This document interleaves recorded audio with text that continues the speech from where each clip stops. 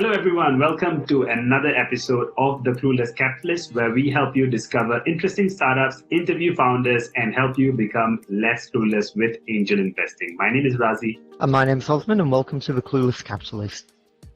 In this very special episode, we're going to be talking with the team behind Accelerating Asia. Accelerating Asia is an early-stage venture capital fund that runs programs for startups and investors. They invest up to $250,000 in pre-Series A startups and are one of the most active investors in Southeast and South Asia. So welcome to the episode, Craig and Amra. Thank you for having us.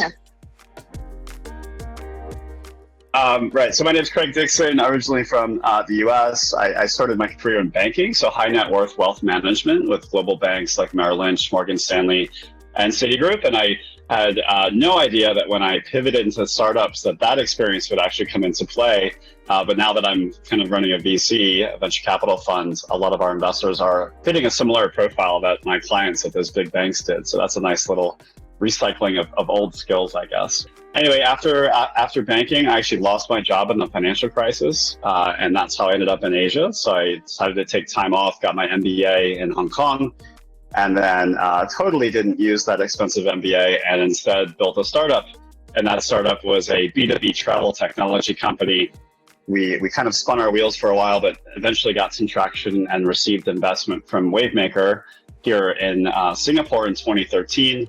We also received money from the National Research Foundation of Singapore. And because it was taxpayer money, my investment document said the founders are required to reside in Singapore. And that's why I ended up living in Singapore, was because I was required to by my investor. And I certainly don't regret it. It's been a wonderful journey and a wonderful transition being here. We eventually sold that to Rakuten of Japan.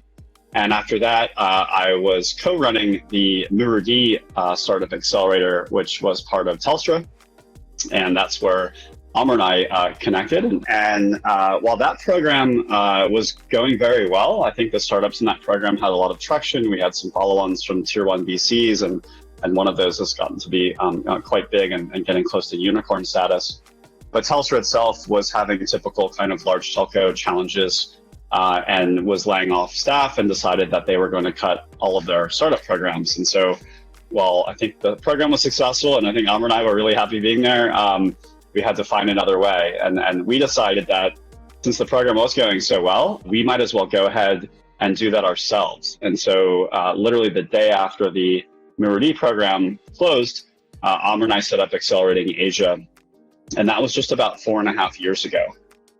We kept most of the same premises around pre-Series A, and the stuff that you heard Razi say in the introduction about us has been kind of the same since the Murudi days.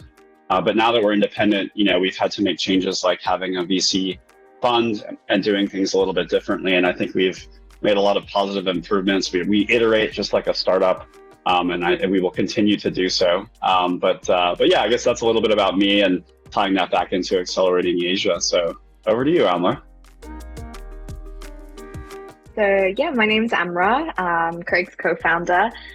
We are complete opposites in every way, I think, but I think that's a strength of us. So while Craig comes from startup background, I do not. This is actually the first business that I've started. I actually come from a marketing and operational background. So I used to work for an agency in Australia, got to work with some really big, awesome consumer clients, the makeup, fragrance, alcohol ones, which are really great in your early 20s when you're doing that kind of work. Ended up shifting over actually to Singapore a little over 10 years ago. And the reason for that was I just wanted to try something new. There was no real plan in place. One of my friends had said to me that, Singapore is a really awesome place. And the UN, which I'd always wanted to work for, had internships available. So I thought, you know what, let me try it out. Let me see if I can, get established in Singapore. So I actually ended up leaving my job in Australia and coming over to Singapore for a 3-month internship with no guarantees of anything. Anyway, 3 months ended up being 3 years at UN Women, and I was running their global social entrepreneurship program. And that's really what got me excited about working with entrepreneurs around the world, in particular entrepreneurs who are coming from emerging markets and using different types of business models to create impact in lots of different ways. And at the same time, I was using a lot of the skill sets that I learned in my agency job, and I was heading up corporate partnerships. So doing a lot of essentially fundraising for programs around the world. So that's kind of that part. But I think what I realized is that, working for the UN can be quite bureaucratic. It's not for everyone. And I really wanted to kind of see what you could do if you're coming from the other perspective. And that's really what got me involved more in the startup world. So I started to do some freelance consulting work for incubators and accelerators, and an opportunity opened at Murudi at Telstra. I ended up joining the team, looking after the operational side of things. And my plan at the time was get in, learn as much as possible about the startup world, and then get out and hopefully apply it to the social impact world in some way. I guess that kind of happened, but not in the way that I expected, with Accelerating Asia, kind of forming the way that it did. But yeah, that's a little bit about my background. Great. I mean, I think there's a lot of startup stories here that you could take away from this, right? I mean, everyone has a plan, and then as you progress, those plans change and you pivot and you move on. Just so long as you keep on moving, that's usually the main impetus for most startups that we've come across. The question then really is, more about Accelerating Asia. You all started off at Murudi and now you're at Accelerating Asia. Tell us a little bit more about how you came about founding Accelerating Asia and what makes it special here in region. I mean, maybe there's a good starting point here is when I was traveling to Africa to climb Mount Kilimanjaro, and I was in a airport in Addis Ababa on a connecting flight. And what was happening was we were in the process of trying to sell Murudi to another corporate. And so at the time we had one of the Fangs very interested. And while I was on my way to climb this mountain, we were taking calls and trying to triangulate budgets and approvals, and it had gone all the way to the US HQ. And at the last minute, I think I might have been in the airport in Africa when the HQ said no. And that was our last lead to get Murudi officially bought or taken over by another large company that could deal with the budget that program had. And so when that failed, we had to make a decision. And I think we had 1 month until we were out of a job. It was very short notice from the Telstra side. So yeah, I mean, I think Amra and I both had kind of put out feelers, do we want to work for another corporate program? Do we want to do X, Y, and Z? I was thinking of, do I want to do another startup? But we kind of got together, and again, I guess to what I said before, said this thing actually works really well. What do we need to do to make it work without a corporate sponsor? And that was a big challenge, because a version of what we're doing was done before, and they essentially failed because the challenge with accelerators is that there's a lot of short-term expense, but the ROI typically comes from the equity in the startups, which on average in Asia or APAC is an 8-year journey to exit, right? And so how do you pay for the short-term expenses while you wait for the ROI or the revenue that will come in much later? And obviously when you have a corporate parent, and I think that's why most programs, we're one of very few independent programs, because most everyone else has a corporate or government to provide stopgap for that. So we have this three-legged stool where we have the accelerator and we have the VC, but we needed a place to drive revenues for those short-term operations, and that's a consulting side. So we have a consulting side of our business, and that's where we work with corporates and governments and universities and NGOs, and we use the same learnings and experience from our core program to teach or run programs for startups that those people want to engage with. And so we already have experience in marketing and getting startups to apply to programs. We already have experience in how to filter those through and do interviews and selection. And then we obviously have experience in running programs. And so that is transferable into consulting projects. And those consulting projects drive revenue to the business as well, while the other pieces work themselves out over the medium to long term. So I think that was like the crucial gap we had to, or the crucial problem we had to solve. And in the meantime, we had to apply for a VC license from the Monetary Authority of Singapore, and I think that took about 6 months or so. And then we had to try to convince people to put money into our fund. We're brand new. Who are these people, and why are we going to give you $100,000 or whatever? And when you have you have a little track record with a corporate program, and so it still kind of amazes me that in retrospect that so many people were able to trust us with their investment and trust that we would be able to execute well on it. And, we owe them a lot. So, but yeah, let me hand it over to Amra to fill in the gaps there. Yeah, I think, when people ask me to reflect on this, I always think that if I had known that we would essentially be setting up 3 different businesses at the same time, at the time, I probably wouldn't have done it because it just seems kind of crazy. But I think everything that we did made logical sense at the time, because it's like, okay, we know how to run an accelerator, so that's not really the problem. The problem is like short-term cash flow. So we were solving for that problem. And then the next problem became, okay, well, we should probably invest in the companies as well. So the next logical step is let's set up a fund. So everything just kind of came together in the right way, I think. But, looking back on it, when people are like, how did you do it? I'm like, I don't know how we did it. The 2 of us for literally the first 6 months starting up like 3 separate types of businesses and like executing as well as trying to do the strategic thing at the same time is a little bit crazy. But like Craig said, it all needed to happen in the way that it did, because each of those single parts couldn't have worked without the other 2 parts. And they also just benefit and complement each other so well. They give each other credibility, really, and expand the network and expand the impact of what we're doing in each individual part, obviously by 3 times. So I'm glad it happened the way it did, and I'm glad I didn't know we were doing 3 businesses at the same time. So just to recap, the 3 parts are the fund, so we have the accelerator, and the consulting. The fund, the accelerator, and the consulting. That's right. Yeah.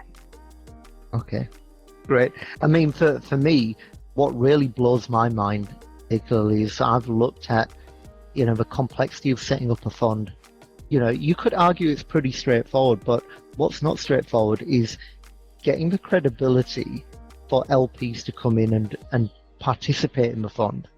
I mean, for me, I just think, the process and the paperwork is pretty straightforward, but then just going out to people saying, give me some money, we've got this program. And for me, that is usually the barrier to sale, from a salesman hat, I would look at that. So I'm curious, I mean, how hard was it to get the first fund up and running and funded and getting it to work for Accelerating Asia? Was it easier than you thought or a lot harder than you anticipated? I think a little bit of both, right? In different ways. Yeah, the admin was bureaucratic, but it's Singapore, so it wasn't too bad. So I think the admin side was okay. We were basically a startup, and we still are. And so you have all these chicken and egg, which is like, oh, will you invest in our fund that will eventually invest in startups, but that can't show you any product right now, because it's almost like you're a startup raising money before you have product, which I tell startups they shouldn't do. But we were kind of doing that because we were, for our first cohort at least, a lot of it was trust with people who knew us from the Mirrordy days, right? So they'd seen how we operate, they'd seen our startups, and they were like, okay, if you can just keep doing more of that, then I think that's okay. And so I think we had that track record, and that created trust for the first tranche of LPs. And for those that don't know, LP stands for limited partner. And that's kind of the name that you're given if you invest in a fund. Whereas the people that run the fund are general partners. And I don't know if we need to go down that, but I just thought we're going to be throwing this lingo around, so I should probably define it. But I think it's sales. I mean, I think, if anybody is out there as a founder and doesn't realize that being a founder is like 90 to 99% sales, you need to really look at yourself in the mirror and figure out if you're in the right occupation, because you're selling yourself, you're selling your business and its potential, and you're selling a dream, and you have to come out as confident when you're not. And it's all sales. And so we had to do that too. I think certainly everything needs to be above board and true and genuine, and you don't want to cross any moral lines there. But you are basically selling something that, I'm not saying it was just a drawing or something, but it was selling something that was still being built and wasn't even there yet. Whereas now it's much easier in some ways, because we say, hey, listen, we have 60 startups.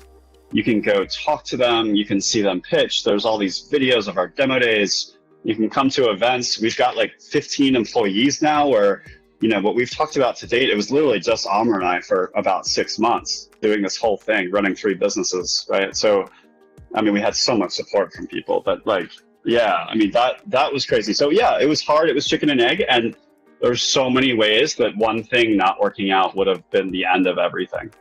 But here we are. Here you are. I mean, just out of curiosity, I think Razi had a good question with regards to, how a fund would work and what does it mean for a limited partner. Why would they invest into the fund? How would they realize the return? I think that's generally for new LPs, it's very vague. We have the concept of, investing in stocks and shares. We have the concept of being able to invest in an ETF. All of those kind of things are pretty run-of-the-mill, but when it comes to this type of thing, it becomes a bit more opaque, and there is a barrier to entry there. Do you just want to explain how the fund would work and how an LP would realize a return? What I've noticed the more I've been in VC is the similarities between equities and startup investing. But there's obviously also quite a number of differences, right? So the similarities are, if you look at modern portfolio theory, whether it's in equities or other asset classes, but essentially the same truth holds with startups, which is the more startups you have in your portfolio, on average, your returns on investment will be higher. And that's the same as equity. So typically in an equity portfolio, you need at least 40 stocks in an equity portfolio to realize the advantages of modern portfolio theory, or just the easier word of diversification, right? So, and most people get that through like an ETF or a mutual fund or something like that, right? And I know you mentioned some of those products. In startups, people don't seem to focus on that as much, but I think they're beginning to. And so VCs can actually operate a little bit like mutual funds for startup portfolio investment. And so that means if you're looking to invest in startups, it's similar to equities. You have 2 choices. You can invest in individual stocks or individual startups, or you can invest in kind of mutual funds and ETFs. And I think most of the data around equities shows that for the vast majority of people, you're better off investing in a mutual fund or an ETF. And certainly you can take a small pot of money that you don't mind losing and take a few bets on individual stocks. But generally, it's not considered to be the best way to like actually plan in a financially responsible way, let's call it, right? And I think startups is somewhat similar. Like the data shows that once you get to 100 to 150 startups in a portfolio, you start to max out the portfolio effect. And so for our current fund, which is our second fund, we plan to have between 100 and 130 startups in that fund. And that means all of our LPs will automatically be taking advantage of that effect of the diversification leading towards higher performance.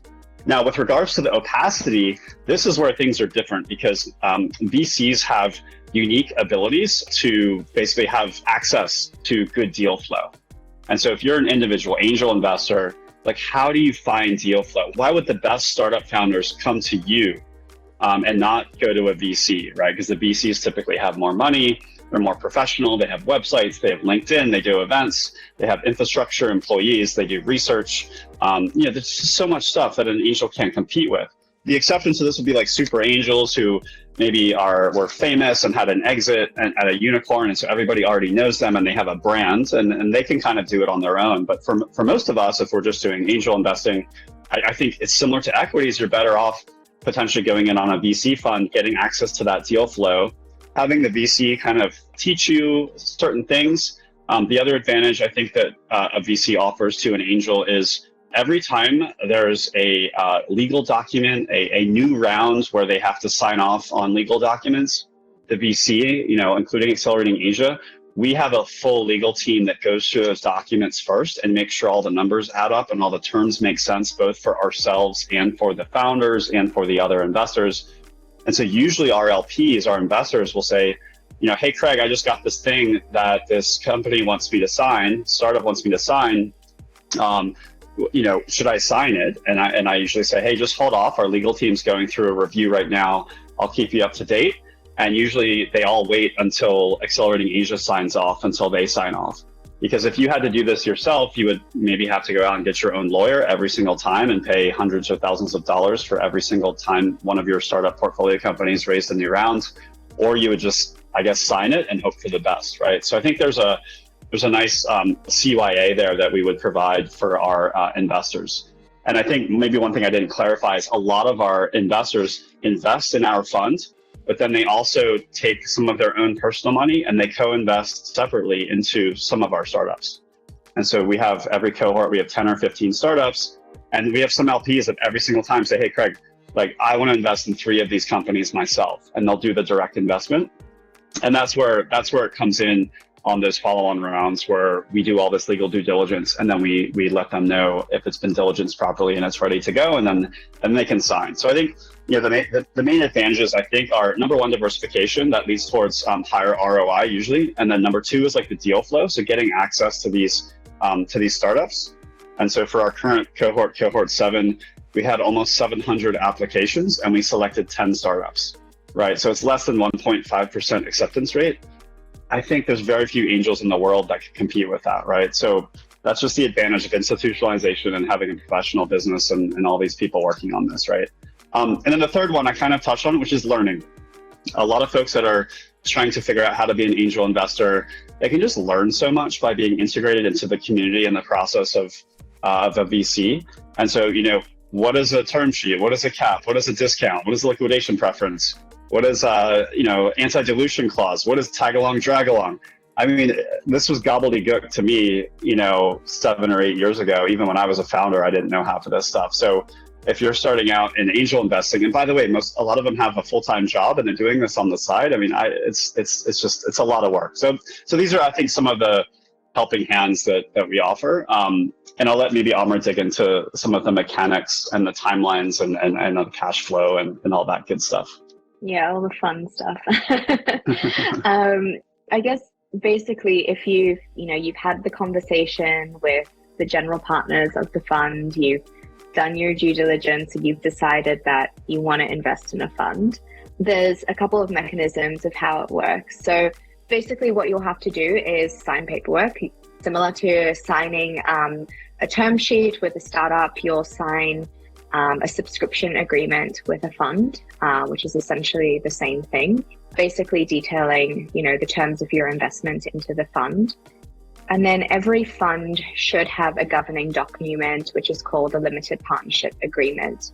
That basically defines, how much fees the general partners can take, or the fund administrator, whether the fund is audited or not, the life of the fund, basically everything to do with the fund, your obligations, as well as the fund administrator and the licensee of the fund, which would be the general partners, and how they operate. So that would be needed to be signed.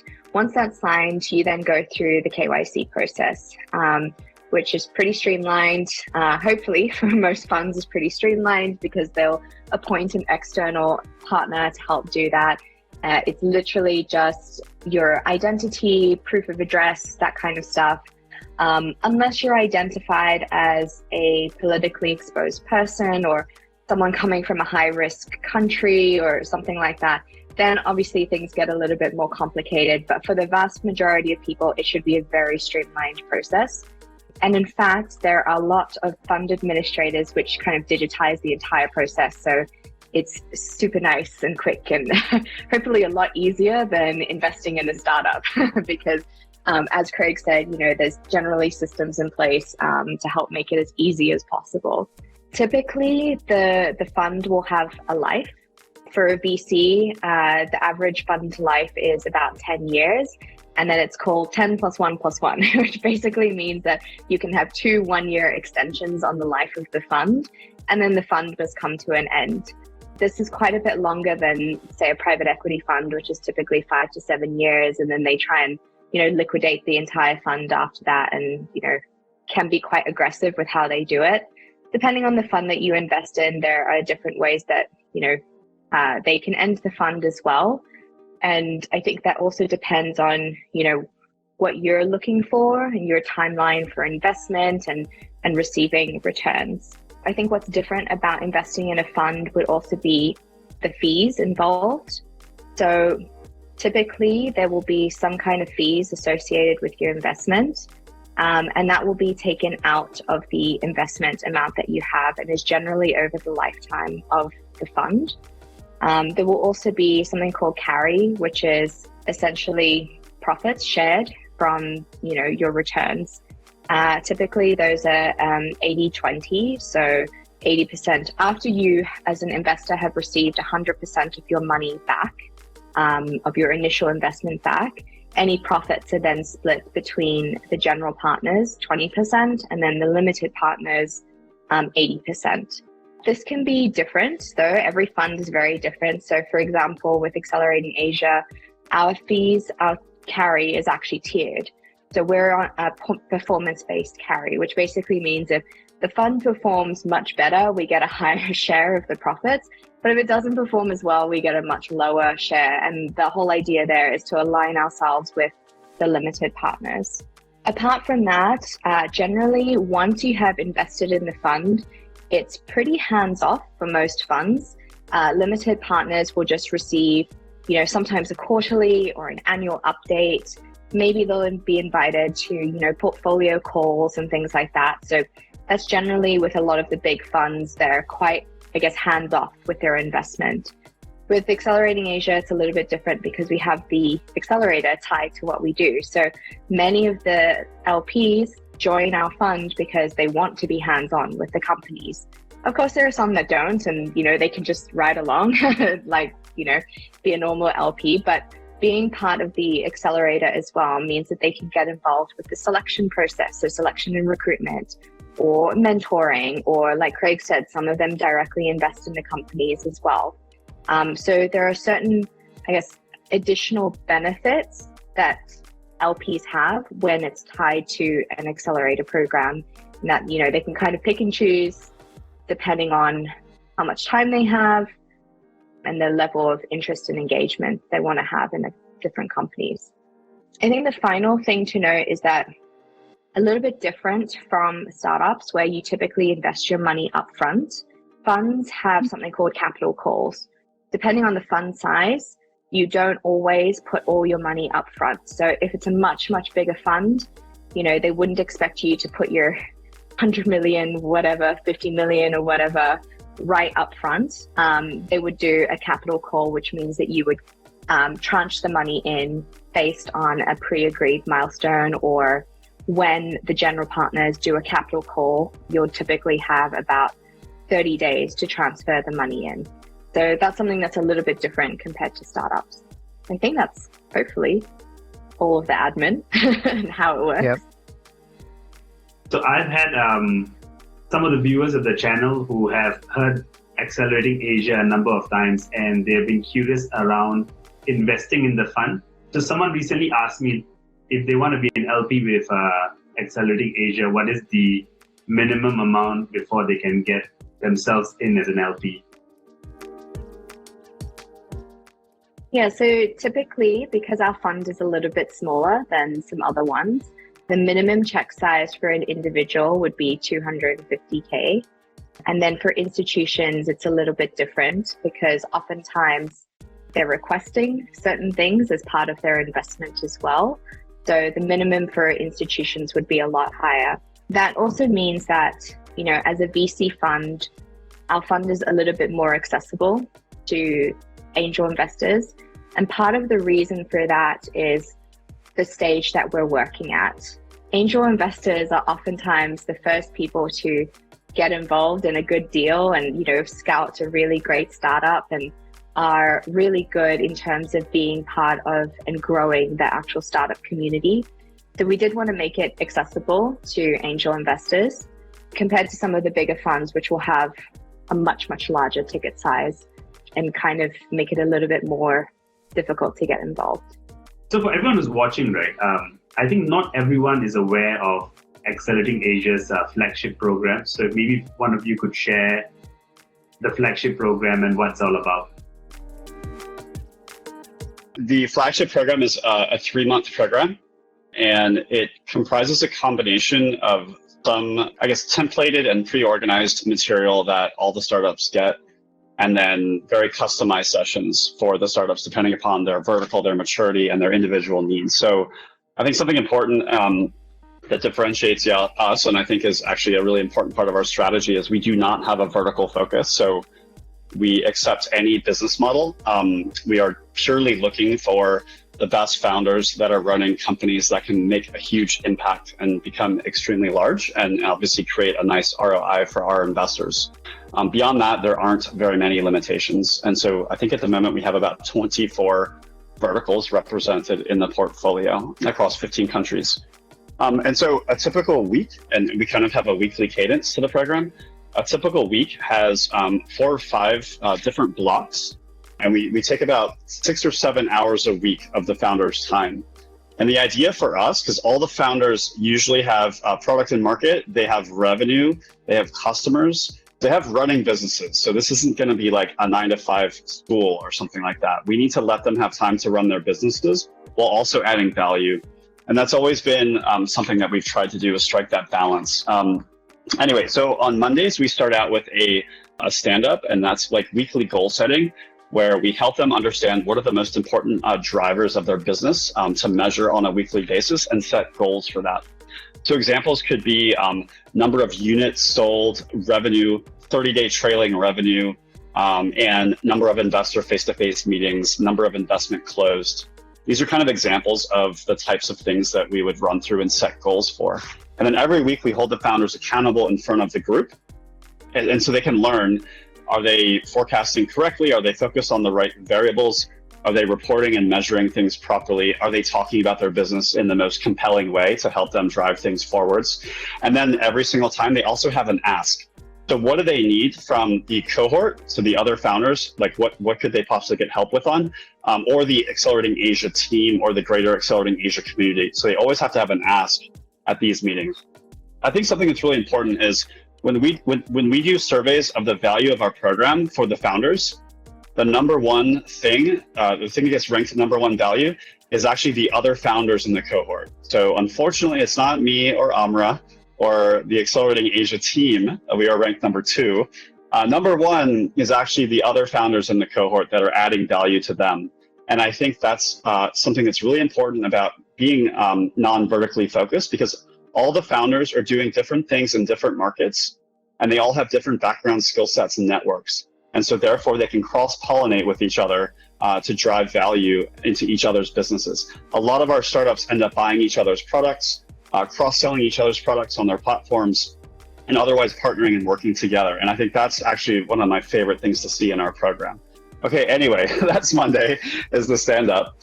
And then Tuesday, we typically have a masterclass. And so that's where we usually bring in like somebody from the outside who has deep domain knowledge on a particular vertical that the cohort in general needs. And so for instance, next week, we have one of our favorite mentors coming in to do a deep dive on term sheets from VCs, pitching to VCs, and also the VC perspective of investing in startups. And so that's just like one of the most valuable sessions for the startup founders. We do different ones around pricing, marketing and comms, Amra does a lot of training, especially for the impact business models around how to correctly measure and report and communicate impact, for instance, and things like that. So that's kind of the masterclass. We have a growth jam. The growth jam is focused on all things growth hacking. And sometimes we usually have 1 or 2 or 3 startups come with a specific problem. It could be they have a leaky bucket, churn is too high, retention is too low. Sometimes we do like cohort analysis training and things like that. We'll bring in alumni who are particularly good at certain things to help talk about how they got through challenges and things like that. And then every Thursday, we have a tier 1 VC come in, and our startups get to pitch every single week to a decision maker, usually a GP at one of the big funds. And obviously, that's great to get feedback and questions from those funds. It's always great too when some of those funds invest in our startups. And so that's obviously a nice high value add for them as well. And then we also do a one-on-one. So a one-on-one meeting with our entrepreneur in residence. Currently, it's Alex Miller, who's had, co-founder or top tier experience at 4 big startups, including one that exited to the New York Stock Exchange. And he's worked across China, the US, Singapore, and now in Indonesia. And so his experience is invaluable to the startups. And that's where a lot of that customization comes into play, where he just deep dives into your business. I also do one-on-ones. I typically focus more on the pitching, investor communications, strategy around fundraising, valuation, terms. And then the other thing I often work on is like multi-market strategy. So you're in the current market, what's the next market, why, and how to talk about that.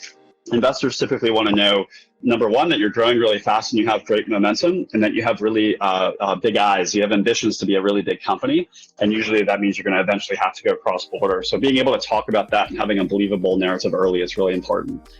So I think that's kind of a week in Accelerating Asia. We obviously do like our big demo day at the very end, where we have around 200 investors come and all of our startups pitch and do the networking and things like that. We have changed our program to a hybrid program. So we just had our 7th cohort spent a week in Penang, and we had workshops and we met with investors, and then we flew back to Singapore and had an event here with investors, and they all get to know each other and bond. We had a nice like yacht trip in the water and all that stuff, and they get to know each other and start forming those relationships that are so valuable, as we kind of talked about before. So I think that's kind of the structure and the types of things we help them with. But even outside of that, we have a Slack channel, and we have our alumni and our LPs and our mentors that are always like connecting with the founders and helping them in different ways. And I'm sure I missed some stuff. So let me maybe have Amra fill in a gap or two if I missed anything. Yeah, I think you pretty much got it. I think one big piece that we work on very closely with all the companies is their governance. And many of these companies are trying to raise funds from big institutional investors, and yet don't have entities or employment agreements and things like that. And so obviously a big, trust indicator is having good governance. And it does definitely make things easier if you're an institutional investor and a company comes to you and they have a beautiful data room. They've got, all of their incorporation documents. They've got a great structure. It makes it a lot easier for you to invest in them. I mean, even as an angel investor, right? If you're seeing something like that, you're like, okay, this founder knows what they're doing. I can trust them. So that is a lot of what we work on. Oftentimes, we are one of the first institutional investors to go into some of these startups, and so they don't know about different terms, they don't know about different incorporation structures, they don't know about what to put in a data room. And the whole idea is that at the end of an Accelerating Asia program, we can graduate these companies, and they're a beautifully packaged company. And if an investor does say no to them, it's not because they didn't have things structured properly. It's because it's maybe not an investment focus for them right now. There's, some tangible feedback as opposed to just being, we'll pass because that's just too complicated of an investment for us, right? So yeah, we spend a lot of work on that. I mean, it's clear from what both of you have shared how valuable the program is for the startups. And I know that Accelerating Asia is very, very selective in choosing the startups. I think Craig just mentioned earlier that for the latest cohort, there were 700 applicants and only 10 were selected. So my question is, when you interview these startups, or when you select the startups, what do you look for in these startups that become part of the cohort?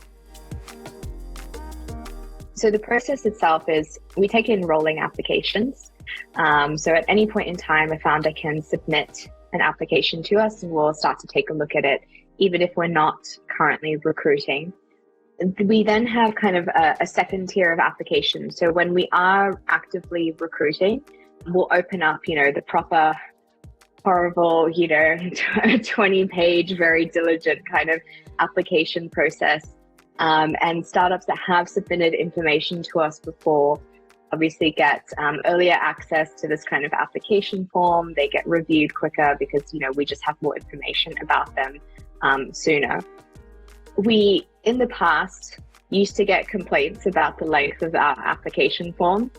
And it's really funny because it actually filters out, like that is essentially the first filter, right? If you can't spend the time to answer these questions, then maybe this is something that you don't want to be investing your time into. So that's kind of the first level filter.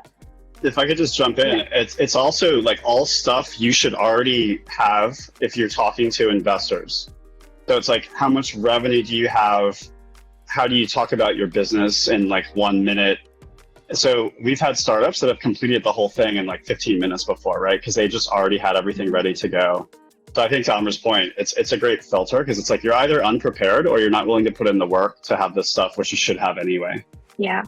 And I mean, even for startups that find the form difficult to fill in or a little bit too early for us, I always encourage them to just go through the process anyway, because now you know the kind of questions that an investor is probably going to be asking. And even if you don't have the answers to it right now, at least you can start to prepare for it, come back again, apply again, or, better prepare yourself for an investor pitch. As an example, we've had one startup apply 3 times. Went through the entire process 3 times, and we ended up, taking them in on the 3rd time because we'd seen the progress across, all of the applications that they put into us. So yeah, that's the first process. Every application has at least 2 pairs of eyes on it. So we look at it quite thoroughly, and we filter those applications down to basically a 10-minute call. So you'll have a first round call with someone from our team just to confirm everything that you've put in your application, and you'll be amazed at how some things change for the better and oftentimes the worse when we have these calls.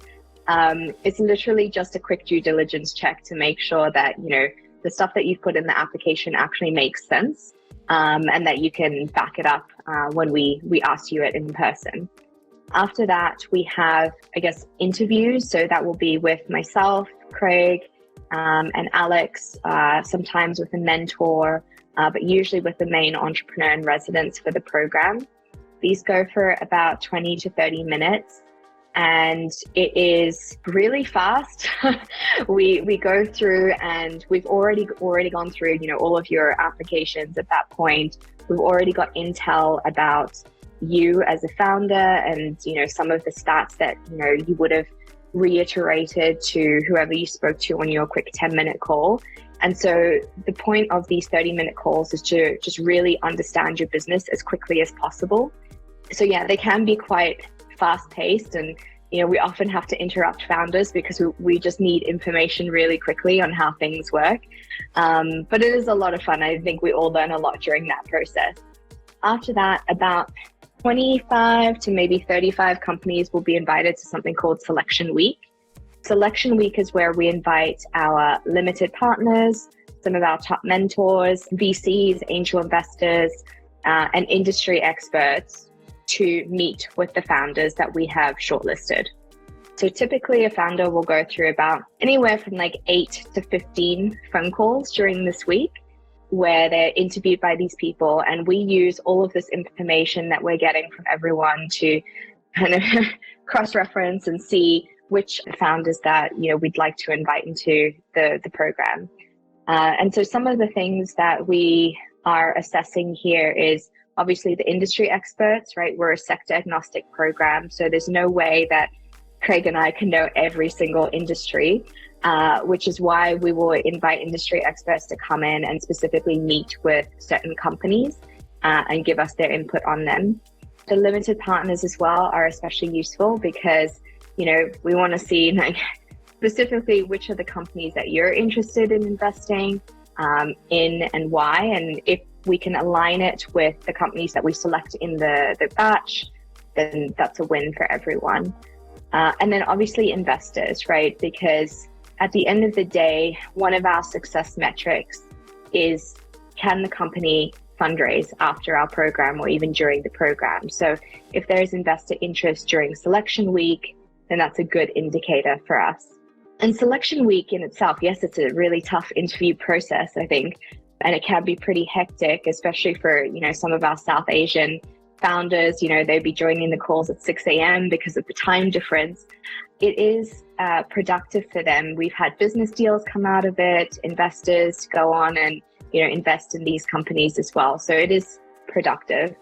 After that, we will invite between 8 to 12 companies, on average 10 companies, to join the batch.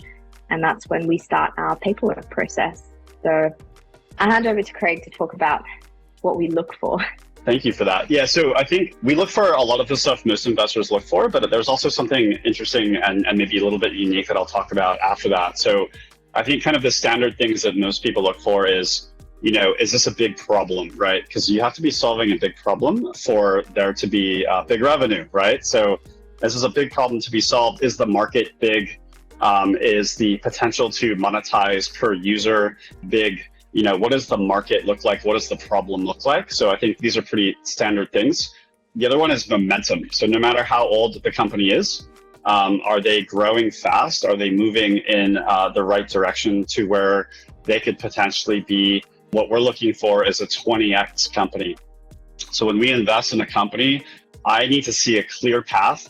So 20 timesing the valuation that I'm investing at. So I need to see a clear path to that. So what's your strategy to get there, right? And then there's founder startup fit, right? Or the team.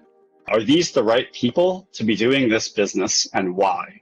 And so one kind of question I would ask myself in this circumstance is, if I did this and I had money, let's say I had $5 million, could I beat you at this? Or do you have something that I can't copy or buy? Right? So what do you have? Do you have IP, knowledge, networks? Have you been doing this for 15 years? Has your family been doing this for 3 generations? What is that unique value proposition that the humans have that somebody else can't buy or copy, right? So that's actually really important. There's also startup geography fit. We've had startups that come into the program or apply to the program, and I'm saying, this is a great product, but you won't be able to monetize this appropriately to get to scale in the market in which you're operating. And it's interesting to see what the founders, how they react when you tell them that maybe they should just move to another country because they'll be more successful there. But that's sometimes the truth. You might just be in the wrong market, but you have a great product and a great team. So a lot of things really have to align. And then we love to see impact. So because we mainly operate in emerging markets, a lot of our startups kind of automatically have impact, but also love to see impact embedded into the business models, whether that's kind of gender lens or financial inclusion, creating like new economy jobs for people in emerging markets and things like that. It's really a nice icing on the cake for us. I think with regards to kind of the less quantitative or the less kind of analytical things, because we come in at a fairly early stage, there's usually less tangible stuff to work with, right? Like the business that you're seeing today most likely will be very different, if not completely different, in 3 years. And so it's hard to put too much weight on the business.